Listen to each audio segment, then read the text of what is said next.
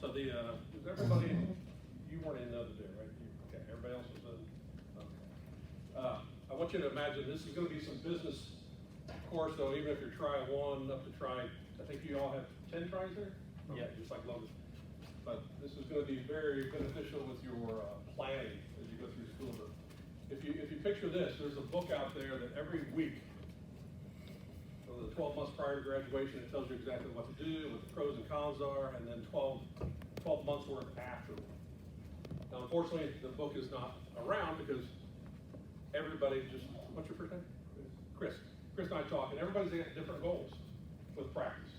Okay? Some people don't even want to practice. Some people want to do more research or get another degree or what have you. But some people's picture on chiropractic is different than mine. Some people philosophy on healthcare is different. So that's why there's no book telling you exactly what to do. But if you pay attention, we're gonna go through some things that at least you should form a first plan, a second plan, and then if you want it, you can go tertiary. You have that third plan out there. It is a very exciting time, but it's also nerve-wracking because, like Chris, he's not, I say brand new. He's not like I was. I came out of undergrad, and then I did my years at Logan, so I was 25 when I graduated. Yeah, he's over 25. But it's 26 next week. But I remember sitting in class in 1987, very nervous about.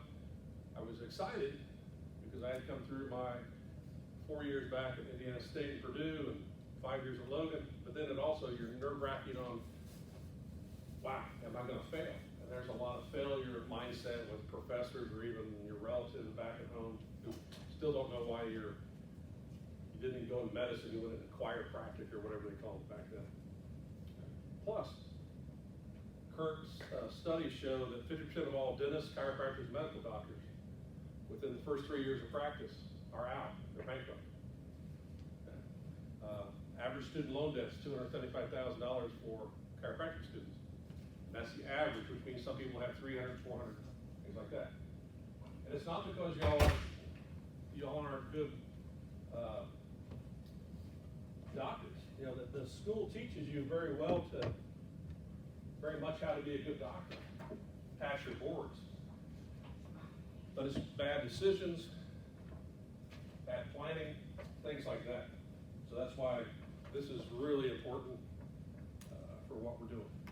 Okay. And like we talked about Wednesday, we want you to succeed, pay off that debt, invest well. Remember what the third thing is we talked about Wednesday? We want to have a life, okay? You don't want to be like some of the doctors who contact me to help their exit strategy in selling and say, Doc, I'm ready to sell. Been in practice 40 years. I'm ready to have fun. Like, wow, Doc, you're 66 years old. Have you not been enjoying your wife and kids or life? Well, no, I've been working. Don't do that. There's ways to do all three of them. Okay. And then, like we talked about Wednesday, I'm Dr. Martin. I practiced 31 years in Virginia, so I'm a fellow chiropractor. Always sort of, not be leery, but it's always sort of funny when people come up, and I've been to seminars where people will give me all this advice, but they had never done it. So please, give them some attention, but also realize, we were talking about one night, I told Kevin, I said, I tried out for the Royals as a baseball player back in the early 80s. If I was trying to learn how to hit, I would not go to my uncle who was a butcher.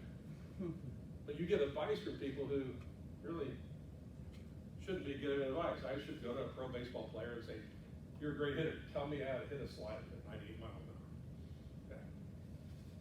hour. Okay.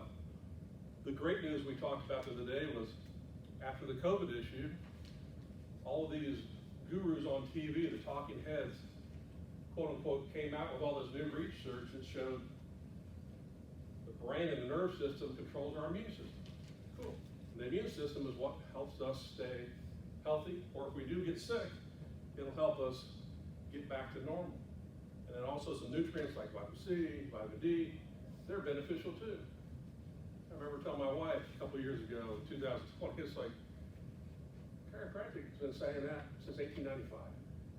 But you know, everybody's like, oh, they just came up with this research. And it's like, no, it's not new to research. Okay. A lot of practices during the COVID issue grew. I know the practice that I built and sold in Virginia grew because it was set up. Yeah, we took care of musculoskeletal issues. However, we also had people know that we were there helping their nerve system control their body. Okay. So when people, during COVID, that office was letting people know, you get adjusted, we're gonna help you with the nutrition too. You got a real good chance of staying healthy. We had a lot of them, and in Utah, we had a lot of practices that shut down because of fear. A lot of practices really went down the hill because they were only focused on lower back pain. And that's, you know, that's not great. Okay?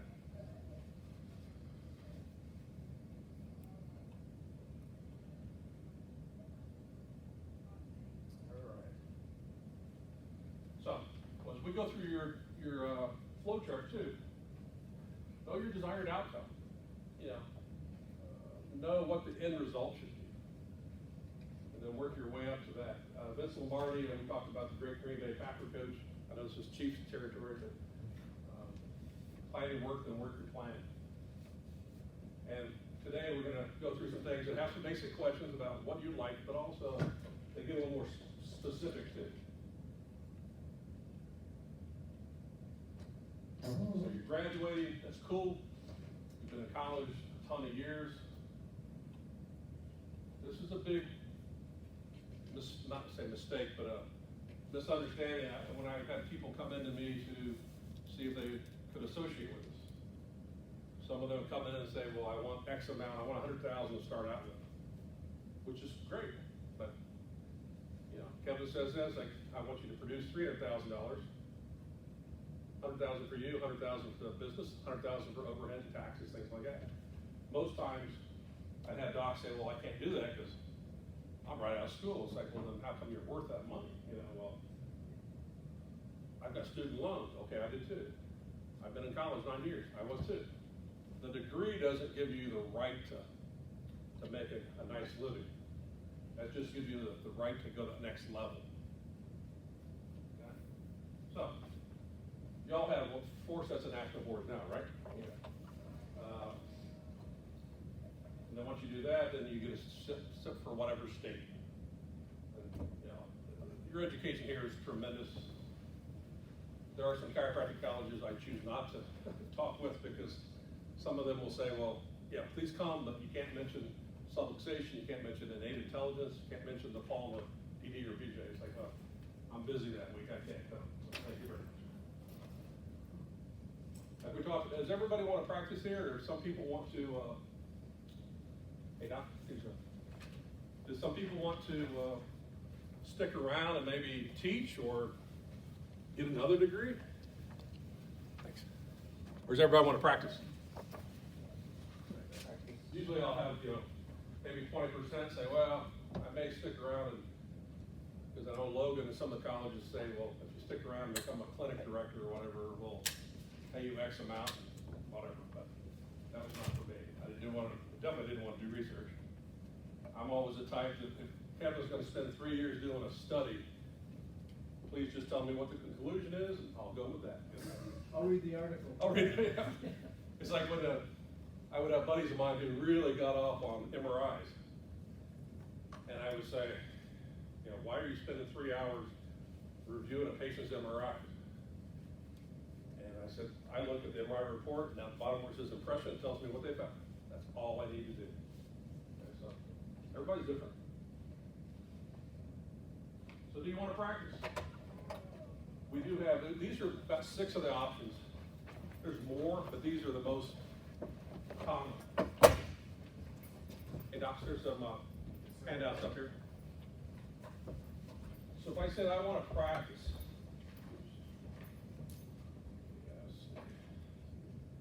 if I want to practice, what would I be looking at?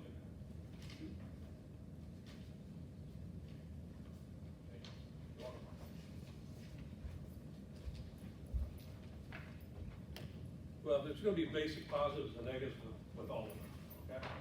feel free to throw questions out there for me as we do this.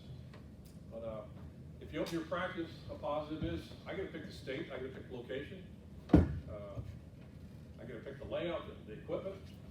That's also a negative because that's a lot of legwork. Okay. One thing a lot of people say is if I build my own practice and I do it in my hometown, because we have a Utah guy here, well, I'll have all the family and friends coming to see me. That's cool, but I don't know about you, I'm 60 years old, a lot of my family still looks at me as a 10-year-old nephew or 10-year-old grandson. And God forbid if I charge them to adjust, So friends and family are not always your best way to build a practice. It's nice to have them, but don't rely on that solely. When you're going to get your practice built, if you're doing it yourself, you got to rent or own or lease. So again, that's legwork, but it's positive that you got to pick out your own place. You're going to need equipment. Again, positive is you got to pick out exactly what equipment you want. Stay within your budget rather than having some equipment already there that you really don't like. And then the question arises: should I lease? Should I own? Ownership, just like buying a car, it's always best to pay cash for your car. But when you're getting out in practice, most people's budget, you're not going to be able to do that. So you may have to rent your space and then lease some equipment until you can pay it off. All right. Now, if you got mom and dad or somebody helping you, beauty. Okay. You're more blessed than I was in that respect. But leasing is always an option. It's always the most expensive option, but sometimes it's the only one. One thing I don't, on the start your own practice, this is rare, but like in Kansas, anybody from a real remote area? Okay. There's something called a mobile office. And what you see is somebody buys an RV, they sort of gut the insides and then make it nice with room for a couple tables, maybe a spot for a CA, maybe an area with some basic rehab or therapy. And then you travel around, maybe if you're doing that 4 days a week, do great marketing, great social media. These, say, 4 towns, which are maybe 20, 30 miles apart, one of them knows we're gonna have Monday. What's your first name, Doc? Tina? Dr. Tina is gonna be in this parking lot at a church on Mondays. Cool. Next day, she's maybe 30 minutes up the road at a parking lot in a grocery store parking lot. But she bounces around 4 different spots, a big radius. And then on Monday, Tuesday, Wednesday, Thursday, then Monday again, you show up back there on Mondays, you're always at the same church parking lot. And you build your clientele that way. So you're going to the people more than, some of my docs would say, well, there's 4 towns that I want to set up practices in. Okay, if Kevin does that, he's got to have a building with all this overhead and all this equipment here, and then here, so he's got 4 times the overhead. Don't do that.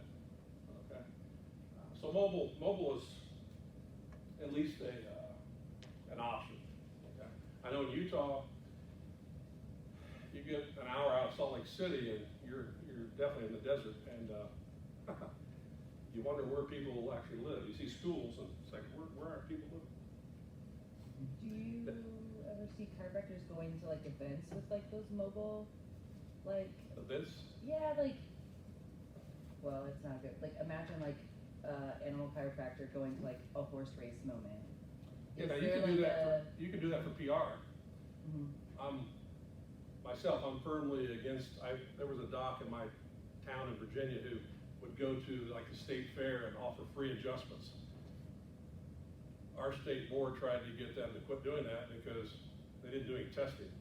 Mm-hmm. So it was very sort of iffy, So that's one thing you'd have to have with each town. You'd want, because I'm a big firm believer in diagnostics. I had patients who were in their teens who, you found cancer on the X-ray, so it happens. But you maybe set up something with a local doc in those 4 areas where you'd be able to get your patients examined or X-rayed. You've got to hire staff. Now that's a positive and negative. It's a hassle. However, Kevin and I get to pick and choose the personalities we want. We get to train them correctly.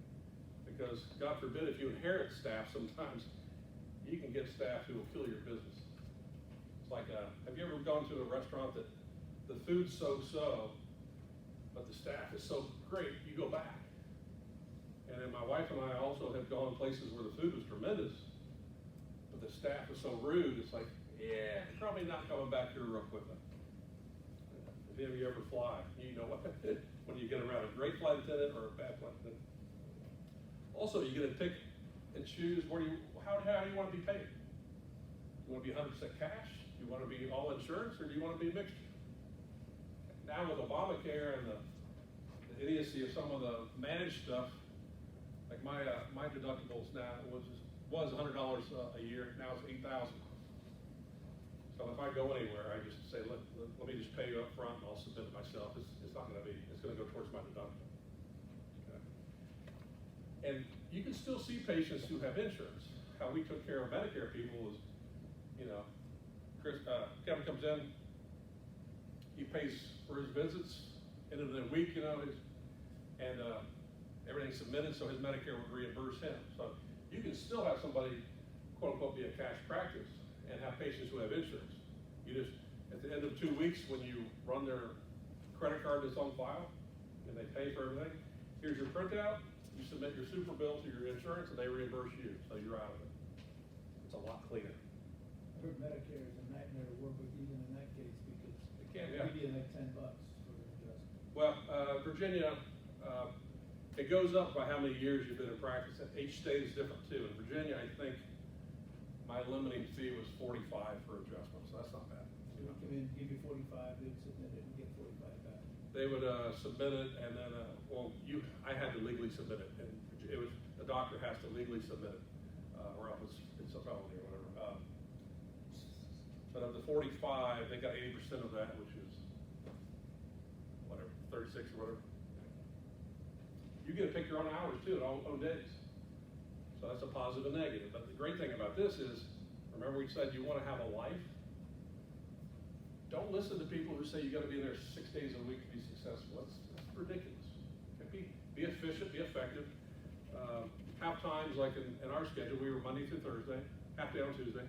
But I had 20 hours of the week where I adjusted patients. I had days of the hours where I only did adjustments. I had hours where I only saw patients, new patients. I saw patient time where I only did reported findings to let them know what we found. Okay? Be efficient. We talked about this Wednesday, but if I was studying neuroanatomy, biochemistry, and genetics, the height of insanity would be, okay, I'm going to read 1 page of each one, then go back to page 2 of each one. If I'm efficient, I'm going to study a chapter of neuroanatomy. Then I'm going to come over and study a chapter of biochem. Then I'll study a chapter of genetics. Okay. It's really easy to get burned out if you're rocking and rolling, seeing 100 people a day, and you're in that adjusting mode, and then the staff puts up the flag. It means there's a new patient in the consult room, and now I got to go consult. You want to be in the mind frame of adjusting or patient reports or new patient. Okay, so be efficient there, but you got to pick that. We mentioned CPA a minute ago. I'm a firm believer that you get somebody who can help you even when you're starting out, but somebody who knows what they're doing.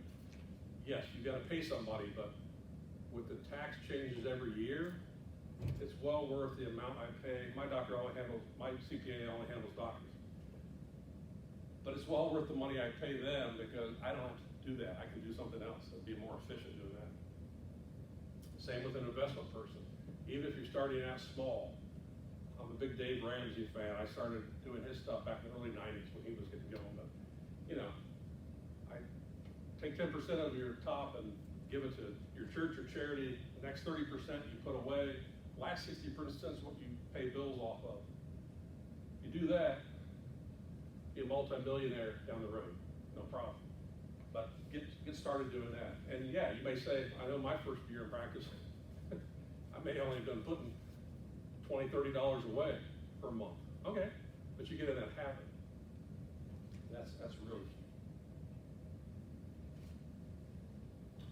Here's something too. You can buy buy a practice from some doc who's retiring. One of the pluses, Kevin comes in and buys my practice. Okay, we've already got a set volume, 31 years of, I was 31 when I sold my business. So he's already got a volume set up, and he knows what the cash flow should be. And of course, the negative is there's going to be a high price with that, but you get what you pay for.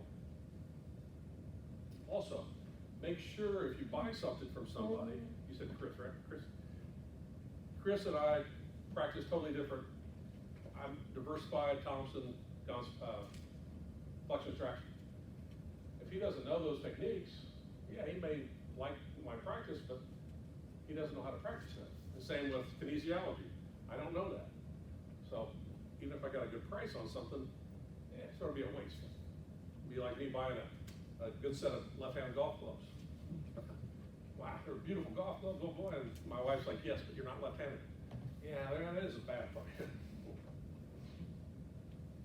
Now also, the practice you're buying may have great systems set up, may have great habits set up, may have a great staff, but it may not. Okay. I've had docs I've known who have gone in and bought places, and the person at the front desk was just brutal, and you can see why it's like you got to change CAs. Or the doctor had some bad habits with his systems, where you got 10 minutes off. They disappeared in their office, shut the door, and played video games.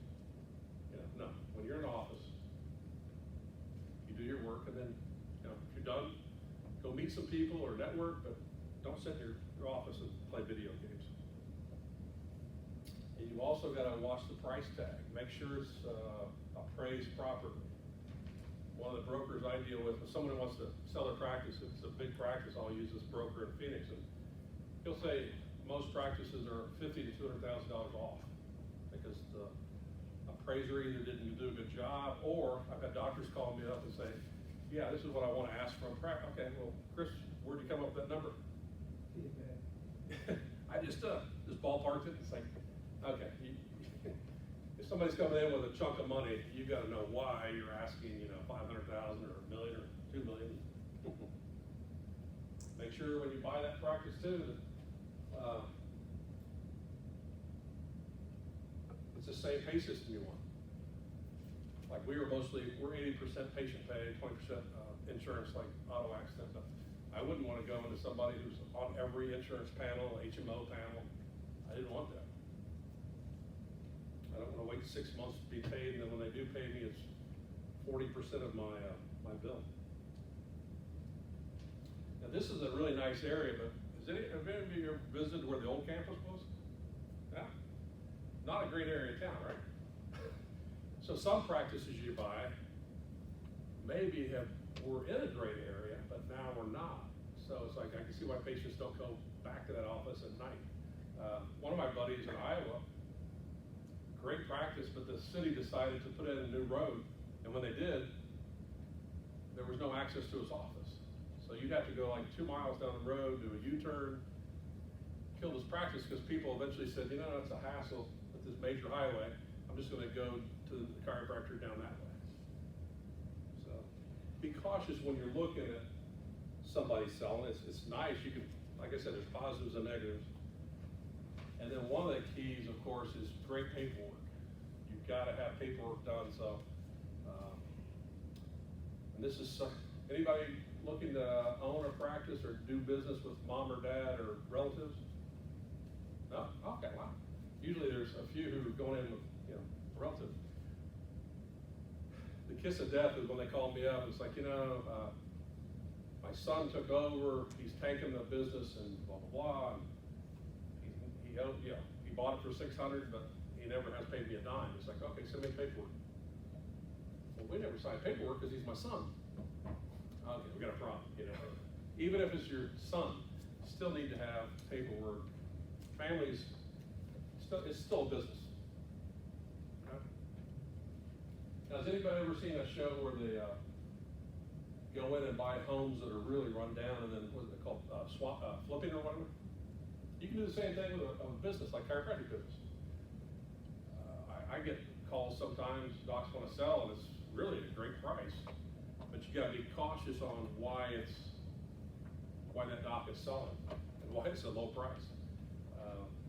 If you can come in and you know, get the things going and refurbish it, great. You can ramp it up and maybe a year or two be worth 5, 10, 20 times what you paid for it. And you could either sell it to somebody or you could rock and roll and keep it yourself. So that's a very, very possible thing. Make sure though it's in the town you want.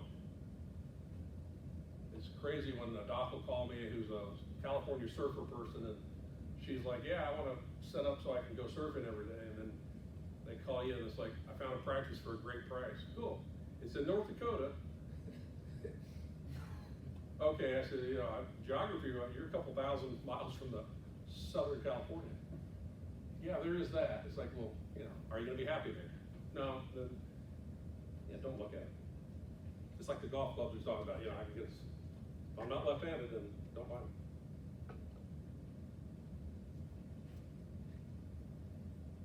Anybody thinking about doing associateship? No? Wow.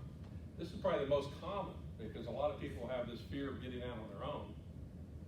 And there's two different types of associateship. Kevin may come in, strictly work as doctor number 2, and he's happy doing that the rest of his life. Or he may come in and we have an agreement, hey, I'm gonna retire probably next year.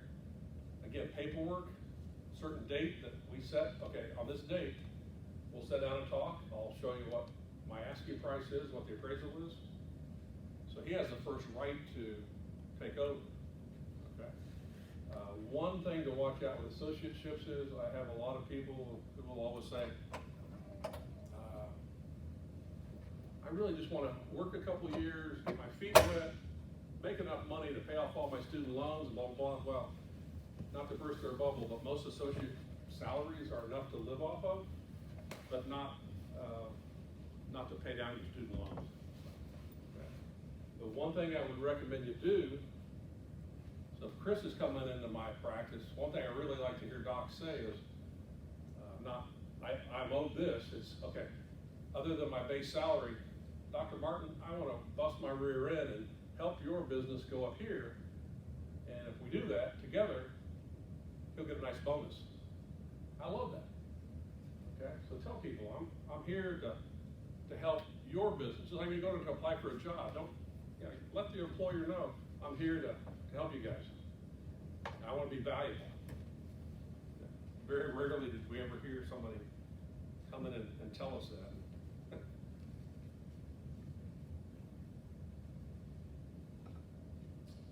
And of course, one thing with the associate doctor too is it's very unethical and illegal to, if I'm working for Dr. Kevin here, if I just decide to leave, and usually it's a 10-mile minimum radius of where I could set up, but if I were to leave, set up within that radius, usually there's a non-compete clause, but if I were to call or let patients know that I'm moving into my own practice, unethical, against the boards, you'll lose your license 6 months. A lot of times there'll be lawsuits, so don't do that. I heard those are basically unenforceable. I mean, it's an ethical thing that you don't want to do business with people like that. You don't want to do business with that.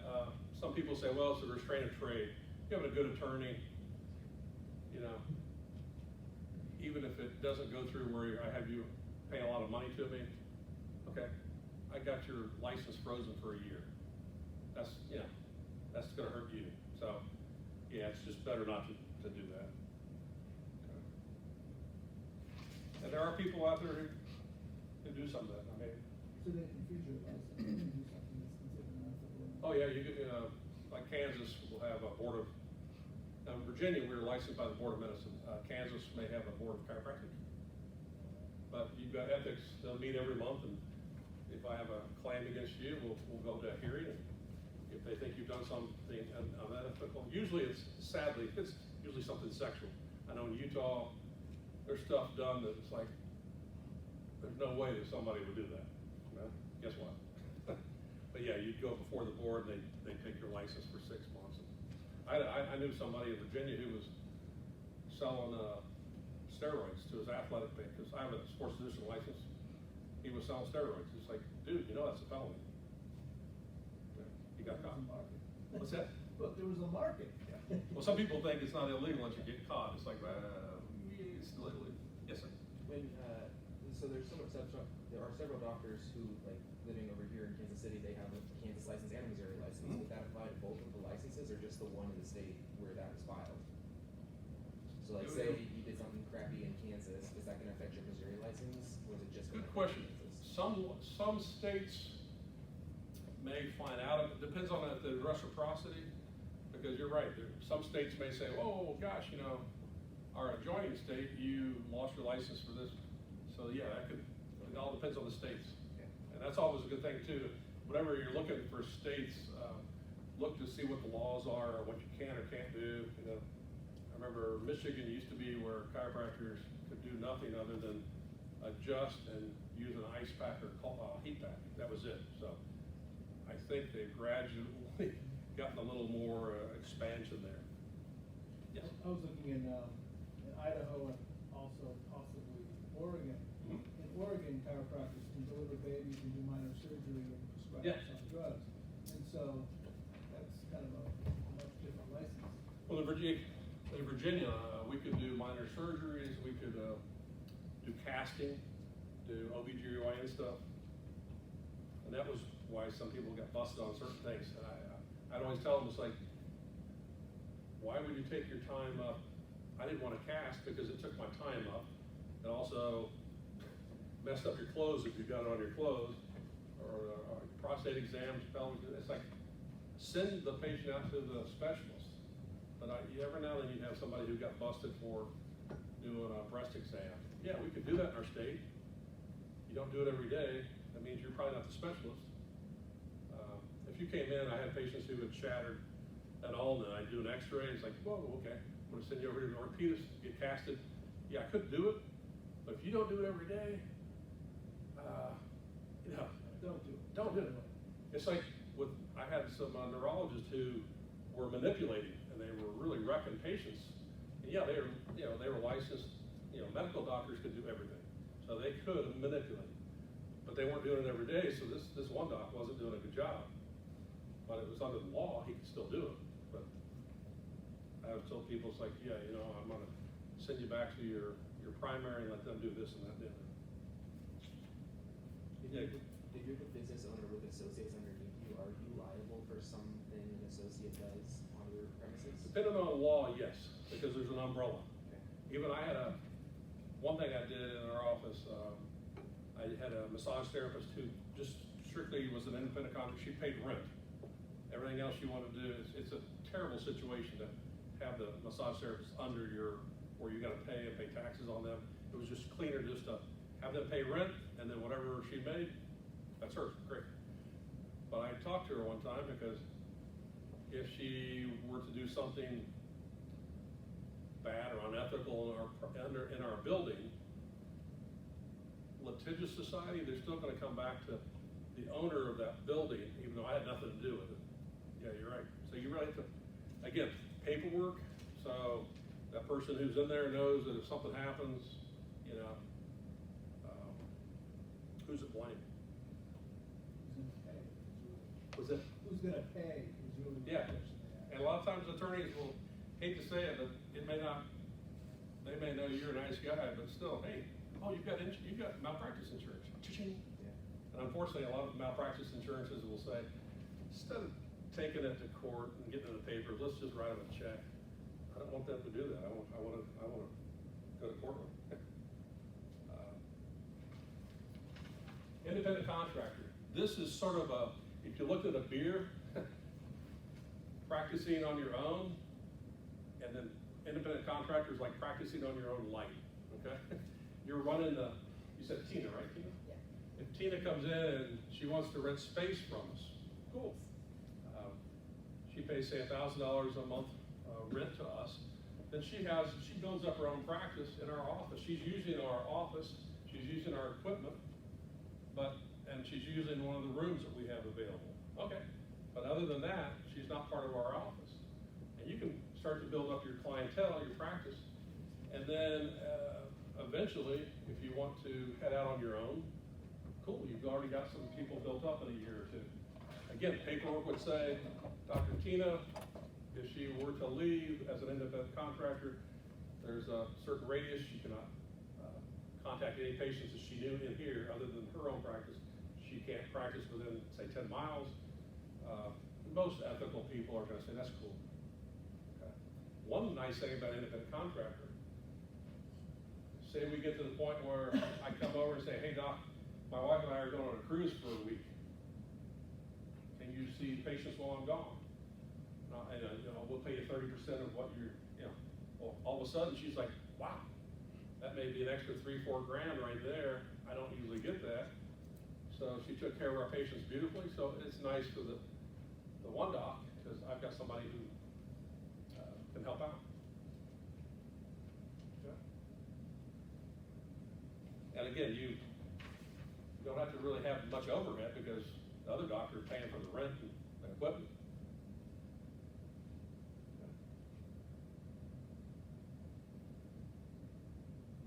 Then I think I asked, but nobody's starting buddy.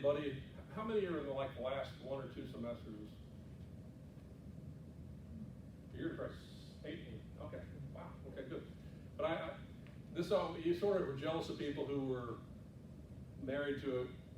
Is there any people here who the husband and wife are in the same class or whatever? And you know any chiros that are husband and wife? That was common at Logan.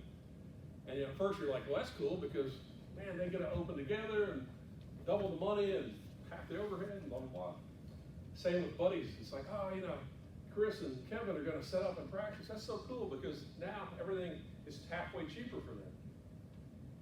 Sounds good, but it's like, I don't know if anybody who's married, but when you're married, everything's cool until one person gets upset. Okay. So I had buddies of mine who would, everything's rocking and rolling, and then one's like, I really hate the color scheme. I don't like the equipment we've got in here. That needs to be changed. And I don't like, CA number 2. She's been so rude to our staff. Kevin may say, no, I'm cool with all those things are great. Well, it needs to be in paperwork. What happens if there's a disagreement? Okay.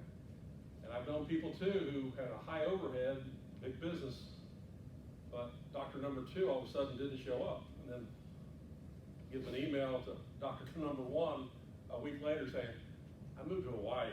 I'm out here, dude. Okay, what happens if that, because all of a sudden he's like, oh man, my overhead just doubled. Okay. My cost just doubled. So have it in here. If I want to leave, say for the next 12 months, I pay a certain amount of money per month. Have it in paperwork. Okay. That sounds great, but and you all may be really good friends in school. That's nice, but like a marriage, business is business. Anybody have any questions on types of practice? That's 6 and a half, counting the mobile one, but there's other ones out there, I'm sure. Franchise model as well. Yeah, I had a franchise model one time talk to me, about buying my practice and turning it into a franchise, and I was looking at how much they were going to pay me to come in with we already established. They were wanting me to pay a certain amount. It's like, no, I don't think so. Yeah, you always have to, there's some shysters out there. Location. Now, this is cool. You get to pick on your own location. Anybody going back to their hometown? Maybe? Okay. That's positives and negatives. Or you may go back to your spouse's hometown. Positive and negative. Okay. And around the chiropractic colleges, like I went to St. Louis, you guys are in Kansas City, Life's in Atlanta, Dallas, Parker. There's a ton of chiropractors in those areas, but it's because the college is there. A lot of people go to college and they're like, I really like the area. Okay. One negative is the ratio to people to chiropractor is really high. Anybody know what the ratio you really look for minimum is? So 10,000 people to one chiropractor. So if you had a town of 100,000 people, what would be the maximum number of chiros you'd really want? 10. All right. If you have 20 or 30, it doesn't mean you can't make it work. You may just have to work a little harder and let people know why you're good or what you can do to help them. Okay. When I moved to Virginia, Richmond, the capital, had 1.5 million people and about 40 chiropractors. Ratio is about 38,000 to 1. Cool. The negative is that still in 1988, most people thought, I'm going to come see a doc whenever my back hurts. So I really had to do a lot of work letting people know, this before social media, of course, before the internet. But I'd let people know I was there to help them head to toe, not just for back pain. All right, so there's good, whereas here in Kansas City, everybody pretty much knows some positive stuff about Cleveland Chiropractic. So that's definitely a plus. Also, if you're looking to set up in an area where you can do like a sport, realize in the first few years, Tina may get out and she's so busy with getting her business going, she doesn't have time to go skiing or snorkeling or whatever. So it's not really, that's not a great reason to set up practice there. And once you're successful enough, you'll have the time and money to take vacations and do your stuff there. Then your type of practice. We typically were a family practice. We took care of my youngest patient was newborn, and I think our oldest was like 98 years old. I also took care of a lot of professional and amateur athletes, having a CCSP, but family care was our primary. Now we were talking about Utah a while ago before we started, but a lot of people in Utah only work on accident cases, like car accident cases. That's great, but to me, I want to see more of a mixture. I love seeing families. And then also make sure your location is good for your specialty. Say Chris says, I want to take care of pediatrics, 0 to 5-year-old patients. Cool. He calls me up and says, I found a great practice in Sun City, Arizona. Anybody know where that is? It's in the Phoenix area. That's a snowbird. Yeah. Average age is like 85 years old. Okay. You think about the old people, these are their parents. So if he wants to have a lot of young kids in his practice, young kids in Arizona, I mean, Sun City's like 50, so, or 55 years old. You're a young kid, I'm a young kid in Arizona.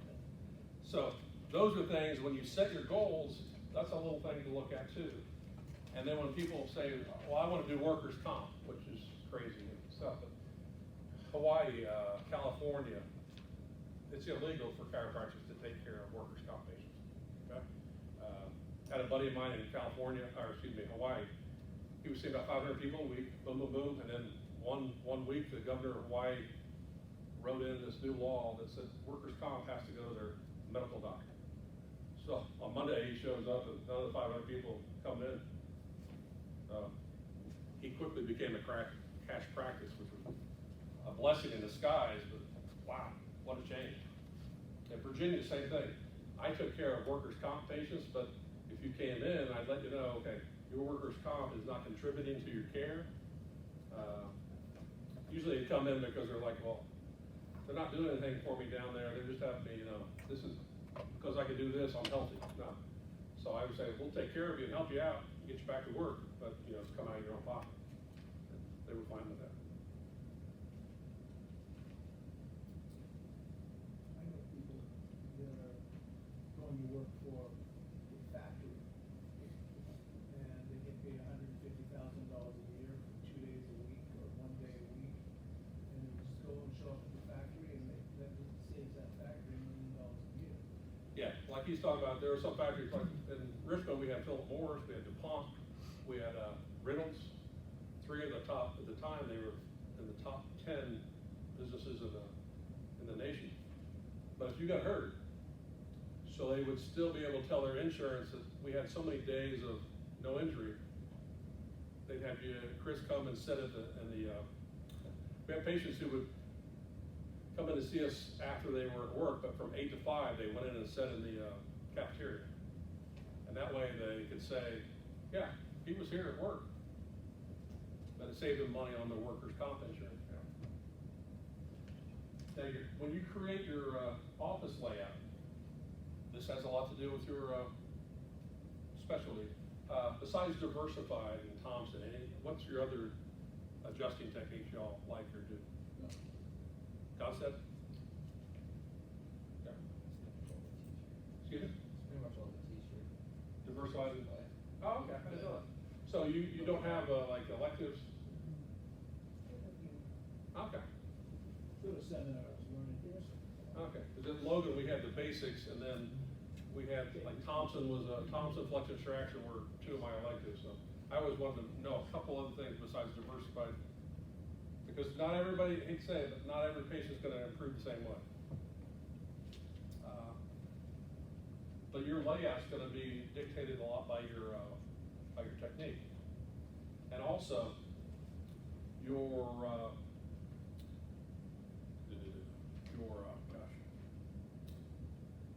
price, your office visit fee is gonna be dictated by that too.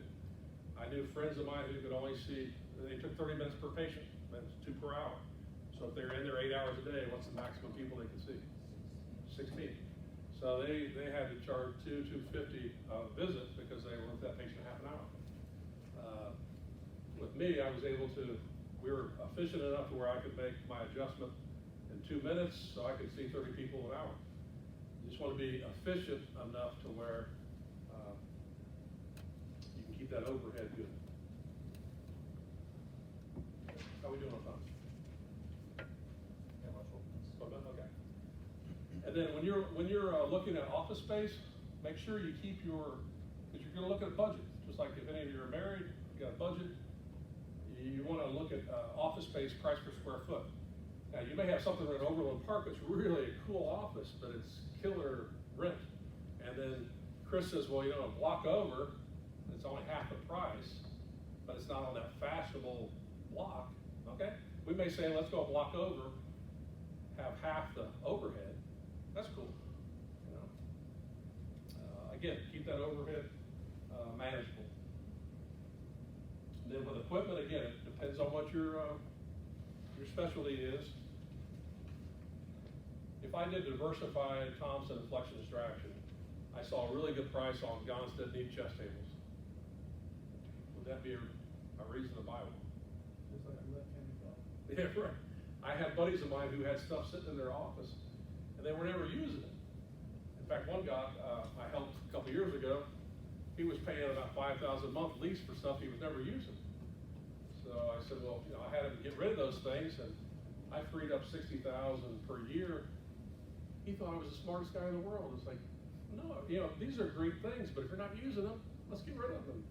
So his net profit went up $60,000 a year, which I told him, I said, over the next 5 years, that's $300,000 that you were wasting. So he was happy he met me. He thought I came up with something that, it's like, oh my gosh. But unfortunately, in Chiropractic College, I know at Logan, we only got 2 classes out of 10 semesters of business. So. And compare pricing. If anybody's ever bought a new car, that's great. However, if you had that car that was 5,000 miles on it, it's about half the price of what you paid for it brand new. So a lot of times if somebody retires, Chris retires, he tells Kevin, who owns an equipment company, I'm going to sell you some equipment. They buy it back from Chris, they refurbish it, they sell it to you guys for about 1/3 of the price of new. And sometimes you can't tell the difference. So look at that when you don't always have to buy new equipment when you're getting into practice. You can get good warranties on it. Use equipment, that's what's Yeah. so important. So that's a good point. This company may say, well, we'll still guarantee it for the next 2 years. Cool. Yeah, I like new cars, but there's times when you see the 2 cars sitting there, it's like, that's got 5,000 miles on it, that doesn't. It's going to be $20,000 less.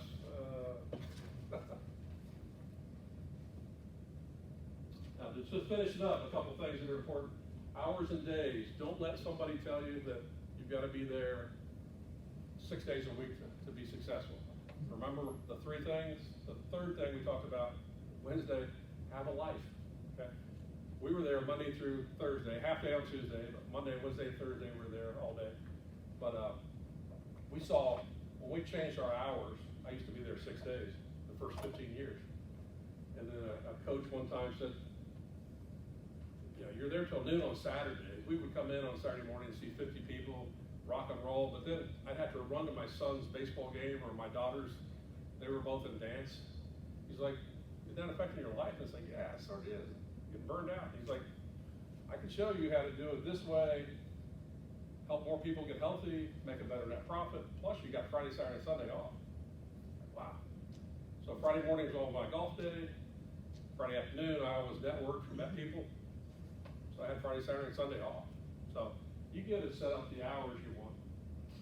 And also, set your hours to what your community is like. Where I was at, the people were leaving the house early, getting to work. So I would, we opened at 8. Some neighborhoods I knew waited until everybody got off the school bus and then they went in. So some of my buddies didn't open till 10. Okay, but they were open late. So it's see how your community acts. If I didn't open if I opened at 10, but all my patients were saying, I gotta be in, you know, the factory by 8, well, just change your hours and be efficient. Hire your staff.